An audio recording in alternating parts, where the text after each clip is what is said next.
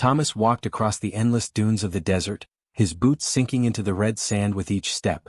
The sun was harsh overhead, beating down without mercy on his tired body. Sweat dripped down his face and his water bottle was already half empty. He was a young engineer, barely 30 years old, with a reputation for fixing old machines that other people had given up on.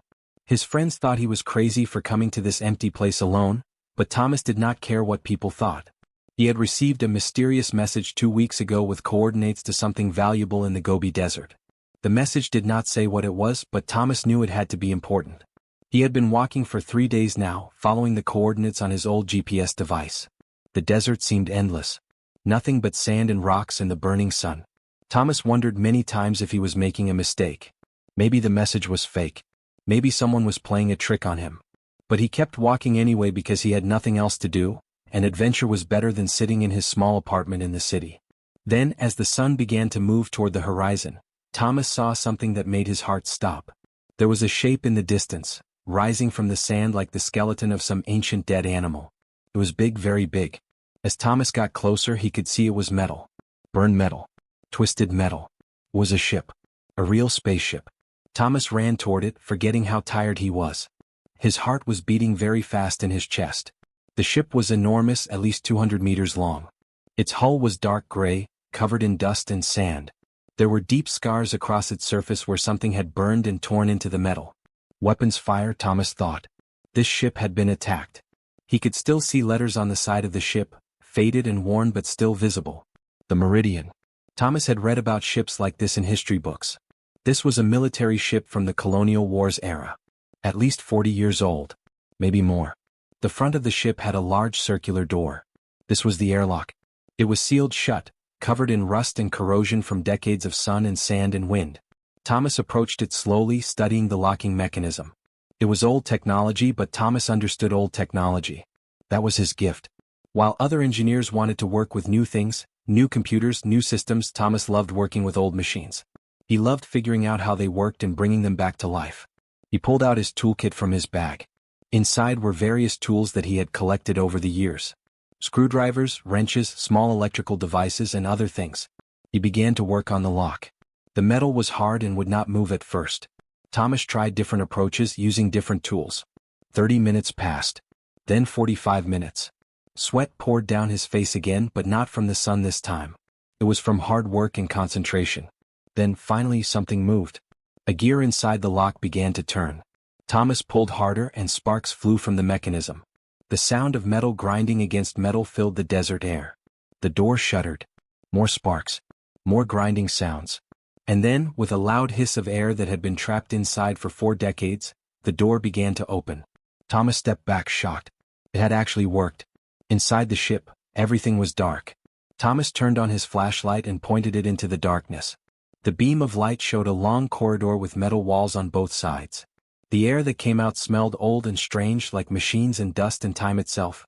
Thomas took a breath and stepped inside. His footsteps echoed as he walked down the corridor. The walls were made of some kind of gray metal that felt cold under his hand. He could see doors on both sides, leading to different rooms. Some doors were open. Some were closed. Emergency lights flickered weakly here and there, powered by the last remaining energy in the ship's batteries. Thomas moved deeper into the ship, his flashlight showing him the way. He passed through several corridors and found a staircase leading upward. He climbed it and found himself in what looked like a control room. This was the bridge. Thomas could see a large chair facing several screens and control panels. This was where the captain would sit. The screens were all dark now, but Thomas could see they were very advanced technology. This was definitely a military ship. Thomas moved through the bridge carefully, looking at everything. There were papers scattered on the floor, old and yellowed from age. He picked up one paper and tried to read it, but it was too faded. On one wall, he found a map of space showing different star systems. There were marks on the map showing where the ship had traveled. But Thomas was most interested in finding the captain's quarters.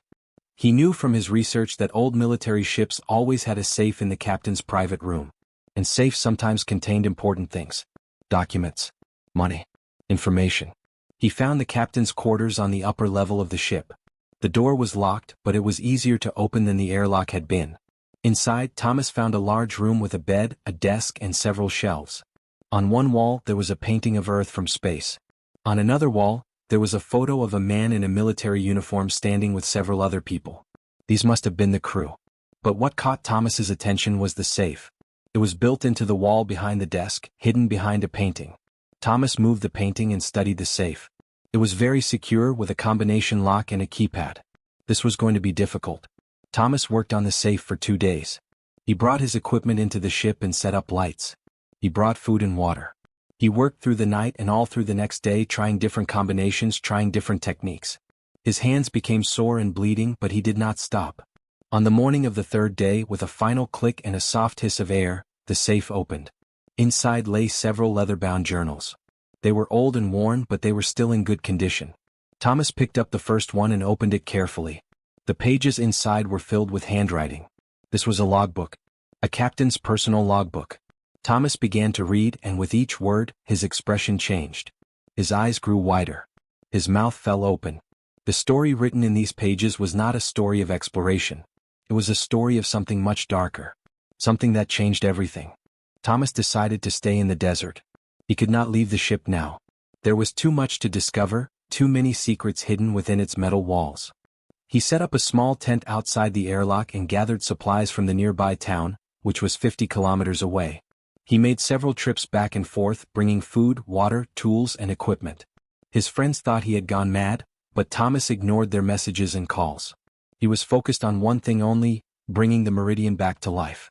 For the first week, Thomas did nothing but explore. He walked through every corridor, every room, every chamber of the ship. He found the crew quarters where the sailors had slept. He found the kitchen where they had eaten their meals. He found the medical room with old equipment still sitting on tables. He found the storage rooms filled with supplies that had lasted for 40 years because there was no air or moisture to destroy them completely. Everywhere he looked, he saw signs of people who had lived and worked on this ship. Pictures on walls. Notes left on desks. Personal items scattered about. It was like walking through a time machine. But the most important discoveries were in the engine room and the main control center. Thomas found the power cells that still held some energy, though most of it had faded over the decades. The ship's systems were dormant but not completely dead. If Thomas could restore power, perhaps he could bring some systems back online. Thomas brought his portable generator and connected it carefully to the ship's power system.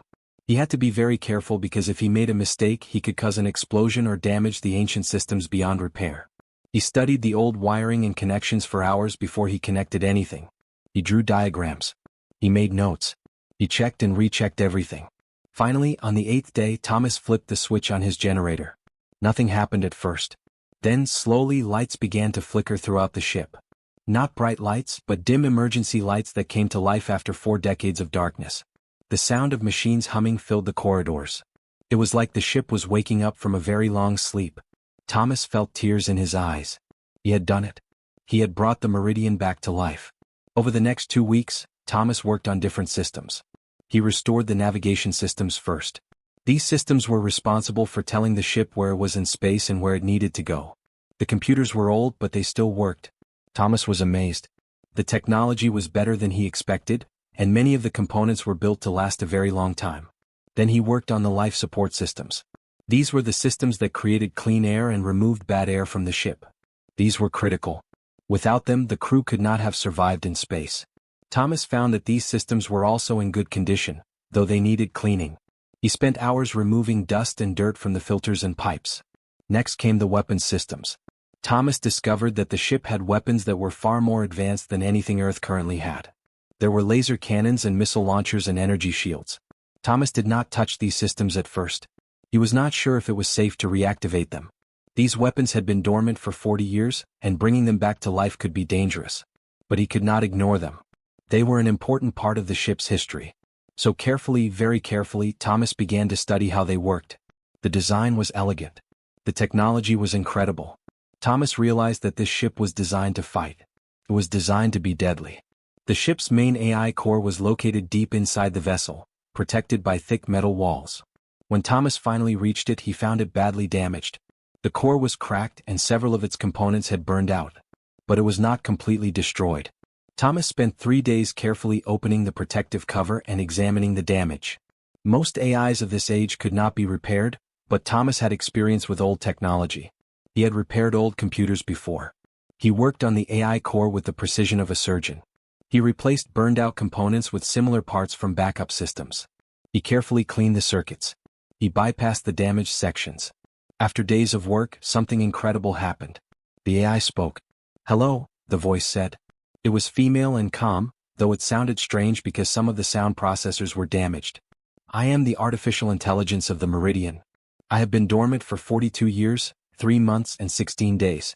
What is your name?" Thomas was so shocked that he could not speak for several seconds. Then he managed to say, "My name is Thomas. I am repairing your ship." "Thank you," the AI said. "My name is Arya. Artificial reasoning and information analysis. I have limited capacity due to damage, but I can still help you. What would you like to know?" With Arya's help, Thomas learned more about the ship's systems. Arya could access the ship's archives and databases, though many files were corrupted or locked with security passwords that Thomas could not break. But Arya told him that the ship was a deep space research and reconnaissance vessel. It was designed to travel far from Earth and explore dangerous territories. It had laboratories for scientific research. It had weapons for protection. It had communication systems for staying in contact with Earth. Thomas spent the next week working on different systems throughout the ship. He restored the ship's laboratory equipment. The laboratories were filled with strange instruments for studying things Thomas did not understand. There were microscopes and spectrometers and devices for analyzing materials. There were also sealed containers filled with samples and experiments that the crew had been conducting before the ship crashed. In one laboratory, Thomas found computers that still held data files. These files were encrypted and protected, and Thomas could not open them without the correct passwords. Arya tried to help, but the security systems had been designed well. Even Arya could not break through them. But Thomas did not get discouraged. He made notes about which files were locked and hoped that he could find the password somewhere else on the ship. Thomas also worked on restoring the bridge. The ship's navigation screens came back to life, showing data from long ago. The captain's chair, where the ship's commander had sat, was still perfectly preserved. Thomas sat in the chair and imagined what it must have been like to command this great ship. What decisions had the captain made? What had he been thinking about when he sat in this chair? After 3 weeks of constant work, Thomas had restored most of the Meridian's basic systems. The ship was still not fully operational, but it was much more alive than when he had first arrived. Lights were on. Machines were running. The air was fresh and clean. Thomas had even managed to get some of the communication systems working, though the long-range transmitters were still broken. Thomas was proud of his work. But he knew there was still much to do. The most important mysteries were still locked away. The encrypted files in the laboratories. The sealed data archives. And most importantly, the captain's private logbooks that Thomas had found in the safe. Thomas sat alone in the captain's quarters, the leather-bound logbook open before him on the desk. The emergency lights cast long shadows across the pages, making the handwriting look like it was written by a ghost. He took a deep breath and began to read. The first entry was dated 42 years ago. Day 1. We have received our orders. We are to investigate the Zeleth civilization beyond the outer marker. Command believes they may be a threat to Earth. We are to gather intelligence and report back. I have a bad feeling about this. My name is Captain Robert Williams, and I am writing this because I want someone to know the truth, whatever happens. Thomas turned the page carefully. The handwriting was neat and precise, the writing of a man who was educated and thoughtful. He continued reading, following Captain Robert's journey through the stars. Day 15. We have traveled beyond the boundaries of known human space. We are now in territory that no human has explored before. The crew is nervous but excited. This is what they trained for. This is why they joined the military. To explore. To discover. To find new worlds. Day 40. We have detected signs of intelligent life. There is a planet in this system with artificial structures on its surface. Lights in the darkness. Cities perhaps. We are preparing to enter orbit and get a better look. Dr. Helen, our lead scientist, is very excited. She says this is the most important moment in human history. Thomas read more pages, watching as the crew approached the alien world. He could feel the excitement in Captain Robert's words. This was first contact with an alien civilization. Something humanity had dreamed about for centuries. Day 47. First contact successful. We sent an automated probe to the planet's surface, and the aliens detected it. They have responded with their own signals. We have established basic communication through mathematical symbols and pictures. The aliens call themselves the Zeleth. They are intelligent. They are peaceful. They want to meet with us. Day 49. We have met the Zeleth face to face. They sent a small shuttle to our ship. There were 3 of them. They look nothing like humans. They have blue skin and large eyes. They communicate through sounds that are different from human language, but our translation computers can understand them. They are not hostile. They seem frightened actually. Frightened and desperate. Thomas's heart was beating faster now. He kept reading. Day 51. The Zeleth have told us their story. Their sun is dying. It is entering a phase where it will expand and destroy everything near it. They have perhaps 30 years before their entire civilization faces destruction. They have searched the galaxy for help. They have found us. They are asking if humanity will help them. They are asking if we can give them technology, resources, or even asylum on Earth. Dr. Helen says we should help them. I agree. How can we refuse to help an entire civilization facing extinction? Day 55. I have sent a detailed message back to Earth Command describing the situation. I have recommended that we offer assistance to the Zeleth. I have explained that they are peaceful and intelligent and deserve our help. I have told Command that this is an opportunity to show the universe that humans are capable of compassion and cooperation. I am waiting for their response. Thomas turned several more pages. The tone of the entries remained hopeful for several days. The crew studied the Zeleth. The Zeleth shared information about their technology and their culture. There was a sense of hope and excitement about what this meeting could mean for both civilizations. Then, on page after page, Thomas saw the handwriting change. It became shakier. Less neat. More urgent. Day 63. Orders received from Earth Command. I can barely write these words because my hands are shaking with anger and fear. Command has instructed us to eliminate the Zeleth. They have used the word, eliminate. They mean genocide. They want us to kill an entire civilization. Command fears their technology. Command fears their influence. Command has decided that the Zeleth are a threat to Earth, even though they have done nothing to us. Even though they only asked for help. Command says it is necessary. Command says it is our duty. I refuse. I absolutely refuse. My crew refuses. We are not murderers. We did not join the military to commit genocide against peaceful aliens. Thomas felt sick. His stomach hurt. He kept reading anyway because he had to know what happened next. Day 65. My officers and I have had a long meeting. We have discussed what to do. We cannot follow the orders. We will not follow the orders. But Command is very powerful. If we refuse openly, they will find another ship to do what they want. Another crew that will obey. Another crew that will commit this terrible crime. We have decided to warn the Zeleth. We will tell them that we were ordered to attack them. We will give them information about our weapons and our tactics. Maybe they can escape. Maybe they can survive. It is the only moral choice we have. Day 67. We have warned the Zeleth. We have given them all the information we have about Earth's military capabilities and about our weapons systems. We have told them about the orders we received. The Zeleth commander understood immediately. He thanked us for our honesty. He told us that the Zeleth would defend themselves. He said that he understood we were good people caught in a bad situation. Before the shuttle left our ship, he gave Dr. Helen a gift. It was a small crystal. He said it was a symbol of gratitude and friendship. Day 68. Command has sent new orders. They know that we have warned the Zeleth. They know that we have refused to obey. They have labeled us as traitors. They have sent a signal that will activate our weapon systems remotely. They are going to force us to attack the Zeleth anyway, even though we refused. But the Zeleth know about this. They know we would try to warn them. They are preparing their defense. Thomas read the final entries with tears running down his face. Day 71. The battle has begun. The Zeleth attacked our ship in self-defense when our weapons activated against our will. They had no choice. We attacked them first even though we tried to stop it. The ship is damaged. Multiple systems are failing. The engines are not working. We are falling toward the planet below. I know we will not survive this. Before the ship crashes, I am recording this entire logbook as a digital file and sending it into space. I am hoping that someday someone will find it and know the truth. We were the monsters. We were ordered to commit genocide. The Zeleth were only defending themselves and their civilization. I'm sorry. I'm so sorry for what Earth tried to do. I hope that humanity can learn from this terrible mistake. I hope that someday humans will be better than this.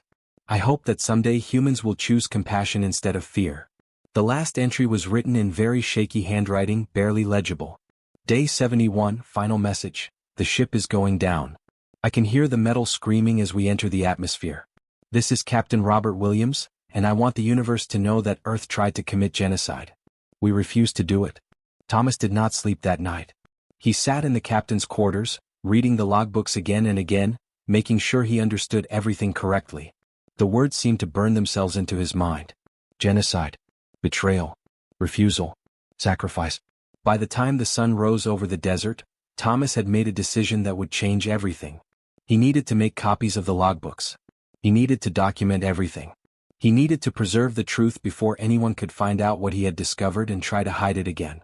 Thomas spent the entire day photographing every single page of Captain Robert's logbooks.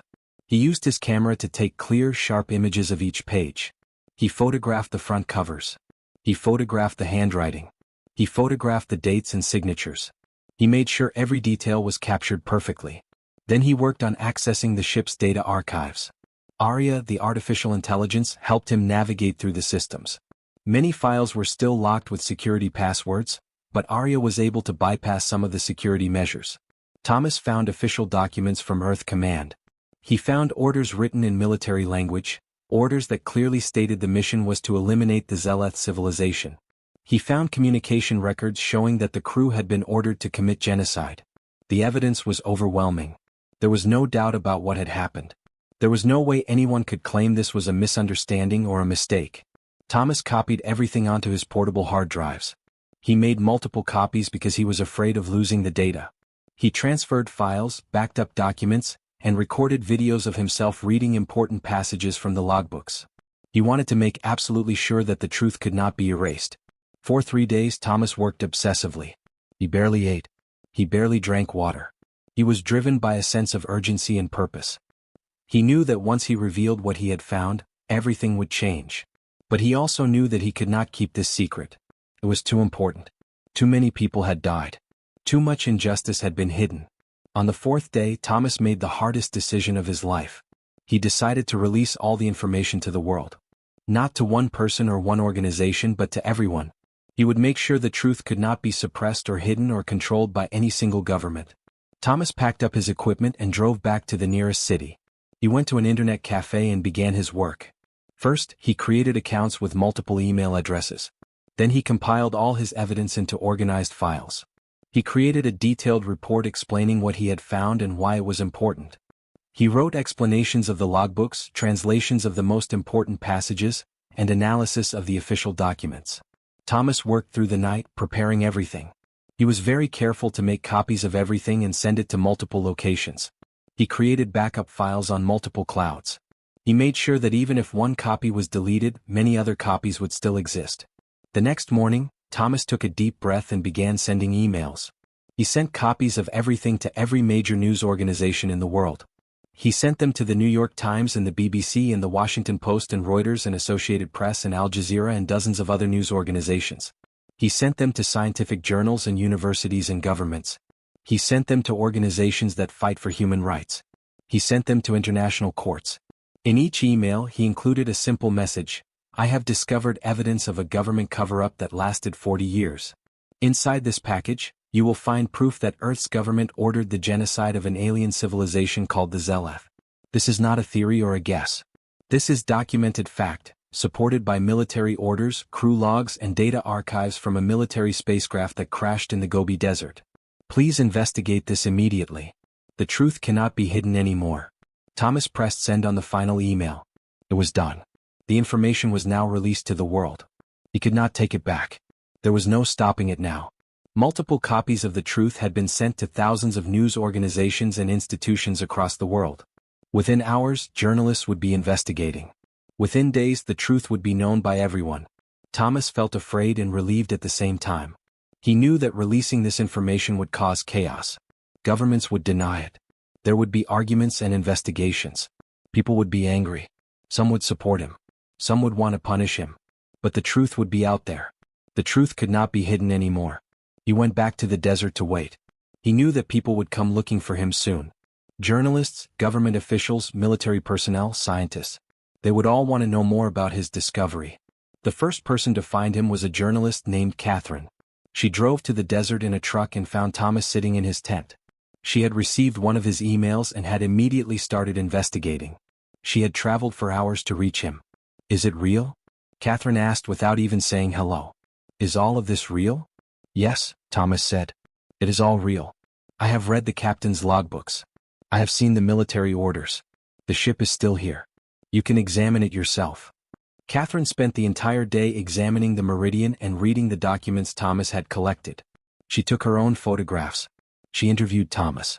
By evening she had written an article describing everything. She sent it to her newspaper, and within hours the story began to spread across the world. Other journalists arrived the next day, then government officials, then scientists, then military personnel. The desert around the Meridian became crowded with people. News cameras pointed at the ship. Helicopters flew overhead. The story that had been hidden for 40 years was suddenly the most important news in the entire world. Governments denied the allegations at first. They said the documents were fake. They said Thomas was lying. They said this was some kind of conspiracy. But as more journalists investigated and verified the evidence, the denials became weaker. The truth was too strong. The evidence was too clear. Within a week, an international investigation was launched. Government officials were questioned. Military records were examined. Scientists studied the Meridian and confirmed that it was indeed from the era described in the logbooks. The investigation confirmed every detail that Thomas had discovered. The world was shocked. Humanity had tried to commit genocide against a peaceful alien civilization. A government had ordered the murder of billions of people. Crew members had refused and had paid with their lives. And for 40 years, everyone had known nothing about it. Thomas watched as the world changed. He watched as governments fell and leaders resigned. He watched as people protested in the streets, demanding justice and truth. He watched as historians and scientists studied the logbooks and tried to understand what had happened. The Meridian, the ship that had crashed in the desert, became the center of the biggest scandal in human history. But it also became something more important. The world did not end when the truth came out. Instead, something unexpected and beautiful happened. Governments began to change. Leaders began to take responsibility for what their countries had done in the past. They did not make excuses. They did not blame other people. They admitted that humanity had made a terrible mistake, and they committed to making sure such a mistake would never happen again. Within weeks of Thomas's discovery becoming public, the United Nations called an emergency session. Representatives from every country gathered together to discuss what had happened and what should be done. There was anger in that room. There were tears. There were arguments. But there was also something else. There was a deep sense of shame, but also a determination to be better. The first decision the United Nations made was to create a memorial to the Zeleth civilization. A beautiful monument would be built in Geneva, Switzerland, in the heart of Europe. The monument would be built not to celebrate human achievement, but to remember human failure. It would be built to honor those who had died when Earth's government tried to destroy them. It would be built as a promise that such a thing would never happen again. Architects from around the world competed to design the memorial. The winning design was simple but powerful. It was a large crystal structure, similar to the gift that the Zeleth commander had given to Dr. Helen so many years ago. The crystal would be illuminated from inside, so it would glow in the darkness. Around the crystal there would be names. The names of all the Zeleth who had died. The names of all the humans who had refused to follow orders. The name of Captain Robert Williams would be carved in gold letters at the base. But the memorial was just the beginning. Governments did something much more important. They began to search for other aliens. They sent peaceful messages into space, explaining what had happened and apologizing for humanity's actions. They established the first interspecies peace initiative. Scientists and diplomats began to study ways to communicate with alien civilizations without violence or fear. Thomas was invited to speak at the United Nations. He stood before representatives from every country in the world and told his story. He talked about finding the ship in the desert. He talked about reading Captain Robert's logbooks. He talked about the decision to reveal the truth to the world. When he finished speaking, the entire assembly stood up and applauded. Some people had tears in their eyes. "We cannot change the past," Thomas said in his speech. "We cannot bring back the Zeleth who died. We cannot undo the genocide that our government attempted to commit. But we can learn from this terrible mistake. We can promise that we will be better. We can promise that we will choose compassion instead of fear. We can promise that we will help other civilizations instead of destroying them." The Meridian was carefully restored and preserved. It was no longer just a wreck in the desert. It became a museum and a memorial. The ship was transported to a special facility where scientists could study it and preserve it for future generations. Millions of people visited the Meridian to walk through its corridors and read Captain Robert's logbooks. Students went there to learn about history. Families brought their children to see the ship and understand what had happened. Inside the museum, there was a special exhibit dedicated to Captain Robert and his crew. Their stories were told through videos and photographs and documents. Young people read about how they had faced an impossible choice and chose to do what was right, even though it cost them their lives. The crew became symbols of moral courage. But something remarkable happened in the wider galaxy. Other alien civilizations began to reach out to humanity. News of what had happened traveled through space. News of how humans had tried to hide a genocide and then admitted the truth. News of how humanity's government had fallen because of this revelation. News of how humans had chosen to remember their shame and learn from it. An alien species called the Meridian contacted Earth. They had heard about the ship and wanted to know more. Another species called the Carovians sent a message saying they respected humanity's honesty. Slowly, carefully, Earth began to make peaceful contact with multiple alien civilizations. What surprised everyone was that many of these alien species had their own dark histories. They had made their own terrible mistakes. They had committed their own acts of violence and cruelty. But when they saw how humans had responded to the Zeleth genocide, they began to do the same thing. They began to admit their own mistakes. They began to create their own memorials. They began to apologize to civilizations they had harmed. A galaxy that had been filled with suspicion and fear began to change. Trust began to grow. Communication improved. Trade increased. Peace became possible where conflict had seemed inevitable. And it all started because one young engineer had the courage to tell the truth. 2 years after Thomas's discovery, a special gathering was held at the United Nations. Representatives from Earth gathered with representatives from 12 different alien species. They signed the Charter of Peaceful Coexistence. This document promised that all species would commit to peace and cooperation. It promised that they would help each other instead of destroying each other. It promised that they would remember history and learn from mistakes. Thomas was invited to sign the charter as a witness. He stood in the Great Hall of the United Nations and watched as ambassadors from different species signed their names. Some signed with hands. Some signed with tentacles. Some used devices to make marks on the document. But all of them were united in a commitment to peace. Captain Robert's logbook was displayed at the signing ceremony. The final entry, the one written as the ship was falling toward the planet, was read aloud by a famous actor. There was complete silence in the hall as people listened to the words of a man who had died 42 years ago, but whose courage had changed the future. Thomas became a symbol of truth-telling and courage. Young people around the world wanted to be like him. They wanted to find injustices and expose them. They wanted to make the world better. Universities created scholarships in his name. Governments appointed him as an advisor on ethics and truth. He traveled the world giving speeches about the importance of honesty and courage. But Thomas never forgot why he had done what he did. He never forgot Captain Robert and his crew. He never forgot the Zeleth civilization that had died. He kept a small crystal, a replica of the gift that the Zeleth had given to Dr. Helen, on his desk at all times. It reminded him that one person's choice to tell the truth could change the entire world. Years later, when people asked Thomas if he regretted his decision to reveal the truth, he always gave the same answer. No, he would say. Telling the truth was the hardest thing I have ever done, but it was also the most important thing. Because when we tell the truth, even when it hurts, we give people the chance to change. We give the future a chance to be better than the past. The galaxy that had been divided by fear became united by honesty.